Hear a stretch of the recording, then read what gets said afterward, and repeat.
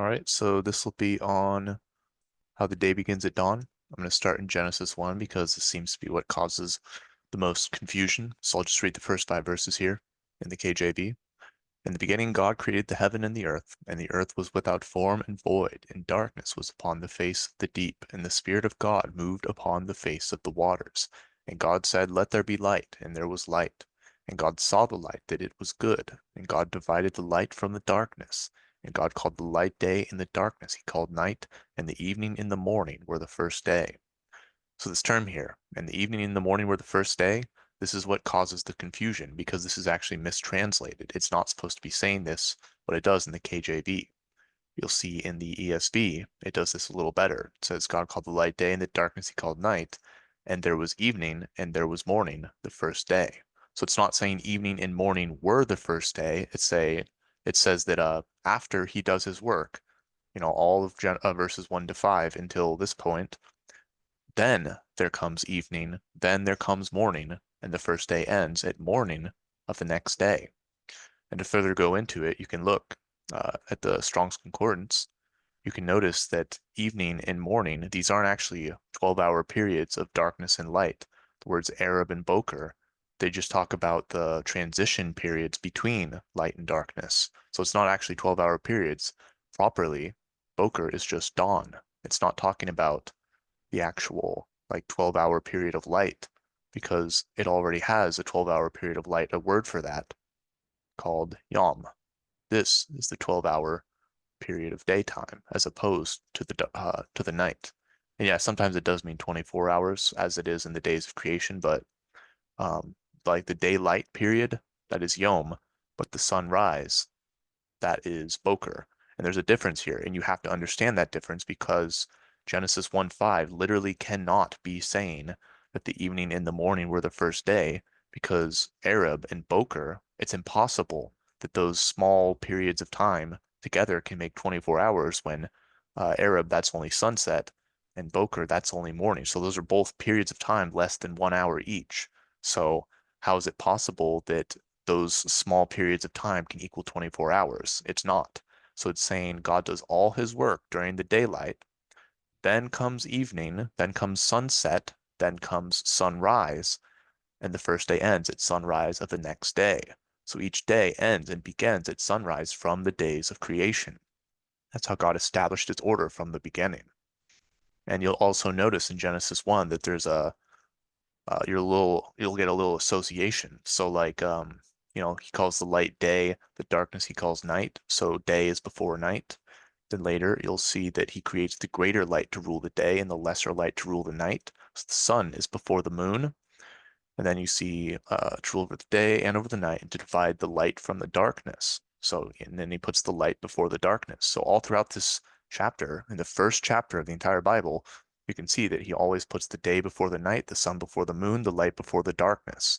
The only thing that causes confusion is the very poor translation in the KJV, where it says the evening and the morning were the first day. So no, the evening and the morning, they're not the first day. The evening and the morning, or really sunset and sunrise, they come after God does all his work during the first day. Then evening comes, then morning comes, and the day ends at sunrise of the next day. So that's Genesis 1. So you may be wondering then, where does the tradition that the Jews currently observe from evening to evening, where does that come from? And the answer is that it comes from Babylon. So the Jews, they originally reckoned the days from sunrise to sunrise, as you can see right here, before they were even just Jews. That was back when there was all 12 tribes of Israel. But there's several pieces of evidence that you could find on this. Like scholars definitely agree on this. And I'm not just pointing you to scholars. I'm going to go to a ton of different scriptures to prove this as well. But obviously, it's good to include this also. So this is a huge list of resources that another brother of mine gave to me. So I just copied it. I'm going to read some of them here. But the nighttime is considered as belonging to the preceding period of daylight.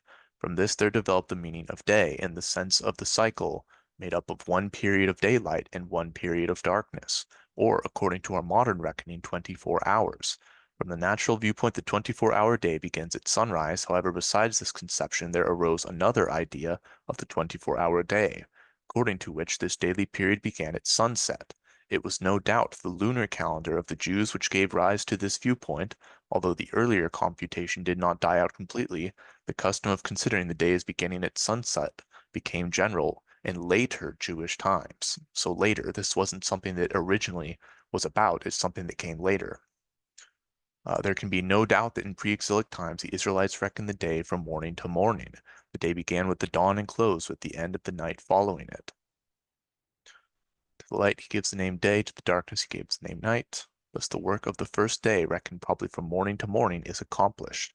The period of light is followed by evening and darkness, which comes to an end with the next morning, with when the second day begins. The Old Testament, the earlier practice seems to have been to consider that the day began in the morning. In Genesis 19:33, for example, the morrow, or next day, clearly begins with the morning after the preceding night. And that's actually one of the examples I wanted to show. I guess I'll go to them now. I'll start doing some of them. But this whole list, I'm going to put in the description. So go check it out for yourself if you want. Look up any of these, see if they're legit. Genesis 19, the one it's referring to, this is really good. So, and they made their father drink wine that night. And the firstborn went in and lay with her father, and he perceived not when she lay down, nor when she arose.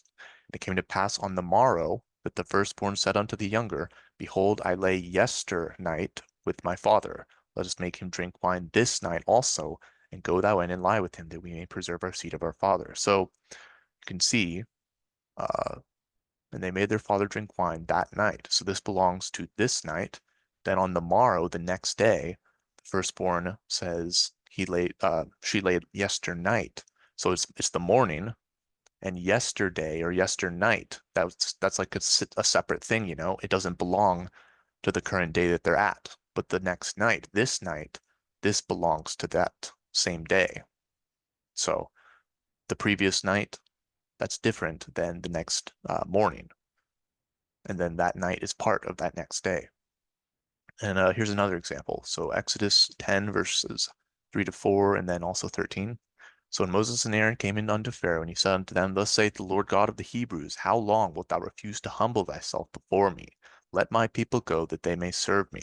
Else, if thou refuse to let my people go, behold, tomorrow will I bring the locusts into thy coasts. So tomorrow he'll bring the locusts. Moses stretched forth his rod over the land of Egypt, and the Lord brought an east wind upon the land all that day and all that night. And when it was morning, the east wind brought the locusts. So he said, the next day, tomorrow, I will bring the locusts. And that's when it starts at morning. That's when he brings the locusts, after day and night. And notice again, all that day and all that night. Day and night, they belong to the same thing. It isn't until the morning that a next day, that's when it's considered the next day, tomorrow. And here's a really clear example. So when the people stood up all that day and all that night and all the next day, they gathered the quails, he that gathered least, blah, blah, blah. So the point is, all that day, all that night, that belongs to the same 24-hour period, and it's not until all the next day that it's a new day. So day and night, that's one period of a 24-hour day. Then the next day, that begins at morning. Here's another one. So Gad came to David and told him and said unto him, Shall 7 years of famine come unto thee in thy land? Wilt thou flee 3 months before thine enemies while they pursue thee? Or that there be 3 days pestilence in thy land? Now advise and see what answer I shall return to him that sent me. David said unto Gad, I am in a great strait. Let us fall now into the hand of the Lord, for his mercies are great, and let me not fall into the hand of man. So the Lord sent a pestilence upon Israel from the morning even to the time appointed. There died of the people from Dan even to Beersheba 70,000 men. So the punishment was going to be for 3 days, and it begins at morning until the time appointed. So the beginning of 3 days begins at a morning, and it goes to the next morning. So those are some of the examples. I brought this list because these were examples I normally don't use. Next, I'll go into examples that I normally do use, like the old bread and butter, I guess you could call it. But I guess I just want to go through a few of these more first. So early traditions, the day apparently began at sunrise. Leviticus 17, that's another one I'm going to show. Later, its beginning was at sunset and its end. The following sunset, this system became normative and is still observed in Jewish tradition, where, for example, the Sabbath begins on Friday evening and at sunset ends at Saturday at sunset. So the scripture it references here, those are really good ones. Leviticus, I even have that one here. And the flesh of the sacrifices, peace offerings for thanksgiving, shall be eaten the same day that it is offered. You shall not leave any of it until the morning. So it has to be eaten the same day, and the deadline is the next day's morning. That's because morning begins a new day, not evening. That's the deadline. So let's see what else I got here. Also interesting, according to the Karaite historian, he broke from the traditional rabbinical Judaism in an attempt to get back to the original religion and began the reckoning of the day from sunrise. So that's Karaites. They go by scripture only. They don't go by tradition. So they're more likely to be willing to, take things just from the word. And that's exactly what he did. And he went back to observing morning to morning because that's how he figured the scriptures reckoned the days. And then this is interesting. Among the Greeks, the day was reckoned from sunset to sunset. So, when the New Testament times came, the Greeks, they heard from the Jews that, oh, days are evening to evening. Yeah, that's how we reckon it too. This must be true. So that just further explains why this tradition continued on, even though it's false. So really what happened is the Jews, when they were exiled to Babylon, they inherited their reckoning of the day. And then when they returned, they never fixed it. And then during New Testament times, the Greeks, well, they reckon it the same way too. And that's how the New Testament was preserved. So it kind of just kept going that way. But you can see, um, like for our Messiah and his disciples, he reckoned the day from morning to morning. You can see this in a couple examples here. I guess I'll actually start on this one. But in the end of the Sabbath, as it began to dawn toward the first day of the week, came Mary Magdalene and the other Mary to the sepulchre. So the end of the Sabbath as it began to dawn. So the end of the Sabbath is Sunday dawn. It's not Saturday evening, it's Sunday dawn. There's another couple examples. And the same day when the even was come, he saith unto them, Let us pass over unto the other side. So same day when the even was come. So how's it the same day at evening if evening begins a new day? It doesn't. Morning begins a new day. And here's another example.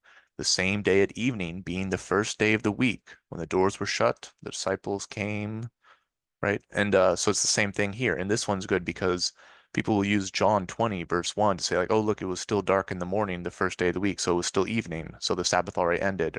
But no, if you keep going in the same chapter, you'll see that even at the evening of this day, that it's still considered the first day of the week because new days don't begin at evening, they begin at morning.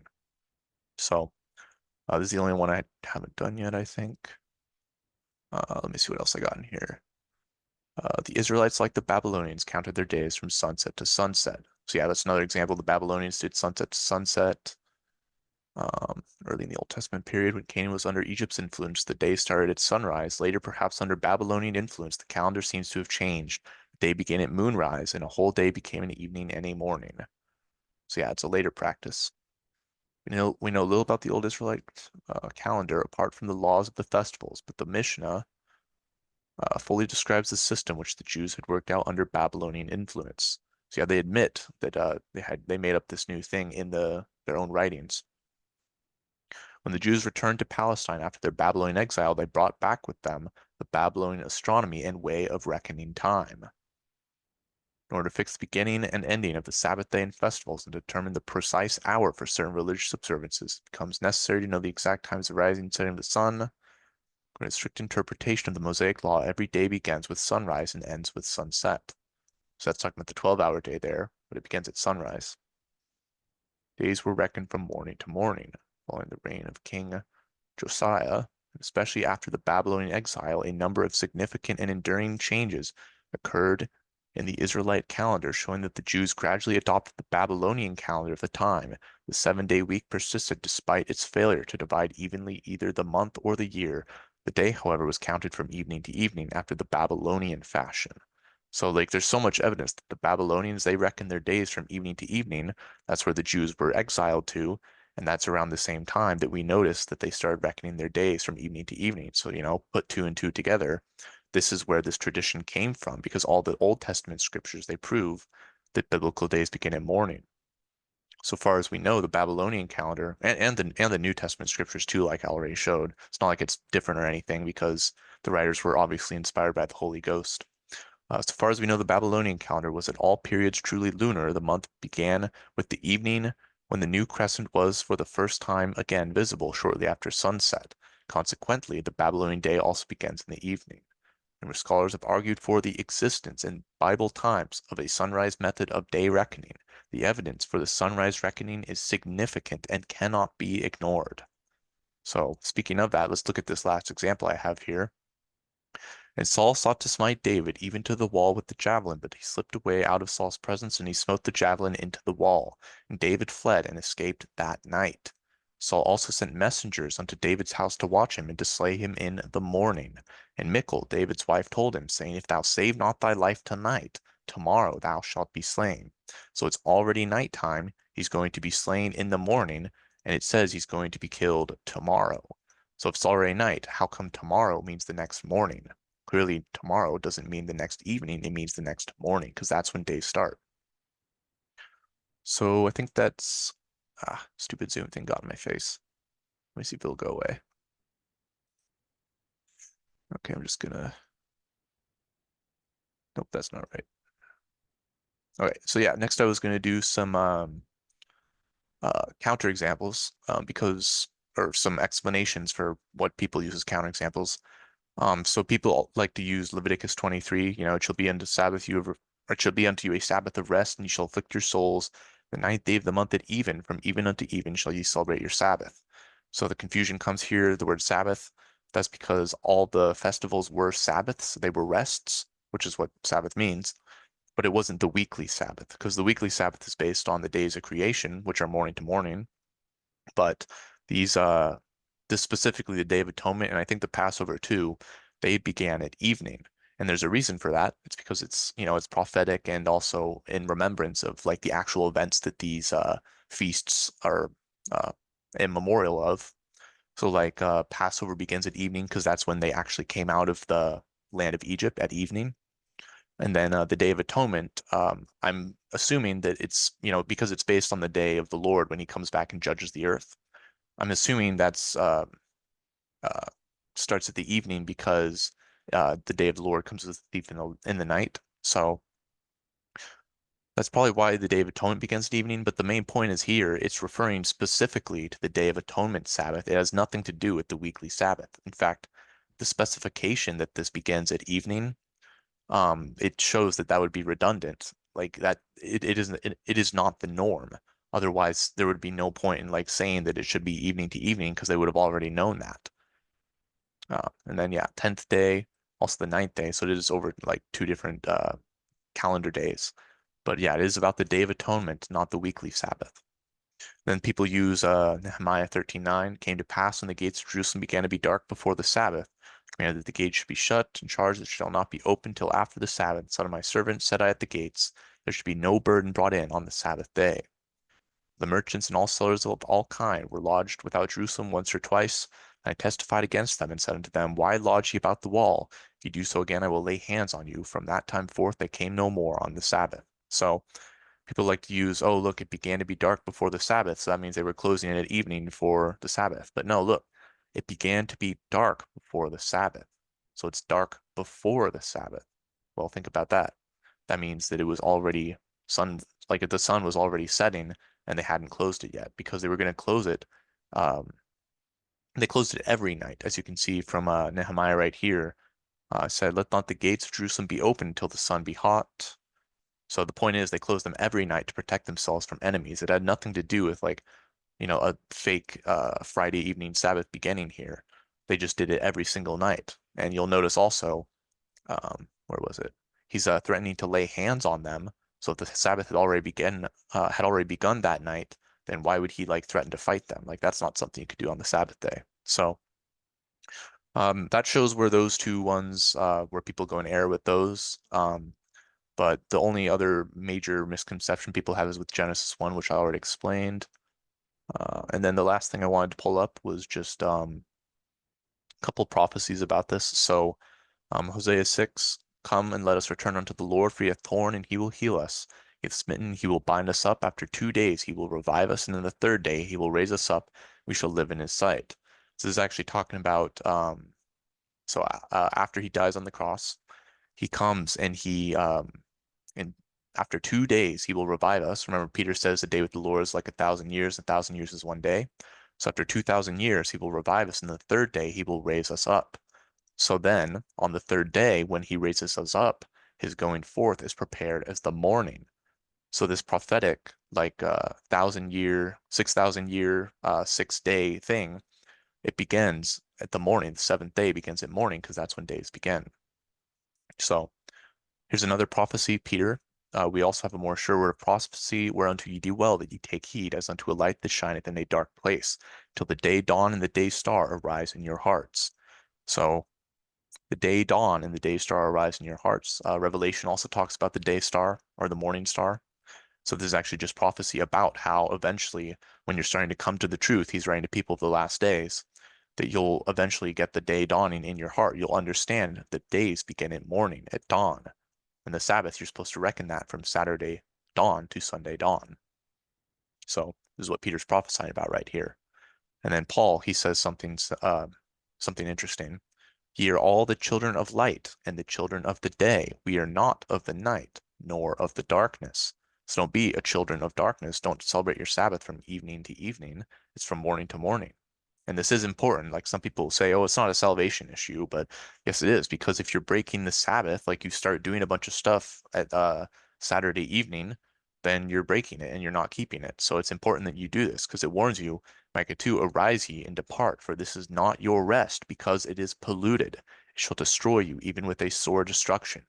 So this does matter. This is the same chapter, Micah 2, that's referring to the Jews who like steal the inheritance and say that Jews are all 12 tribes of Israel, which isn't true. There are only 2 of the 12 tribes, and they're ignoring their lost 10 tribe brothers scattered abroad right now. But the point is, this is about them and their polluted Sabbath rest, and it will destroy them. So you do need to keep the correct Sabbath from dawn to dawn. This is a salvation issue. You need to keep it correctly. Don't go in error. So don't just hold on to traditions either. The Messiah warned you in Mark chapter 7 not to follow the traditions of men.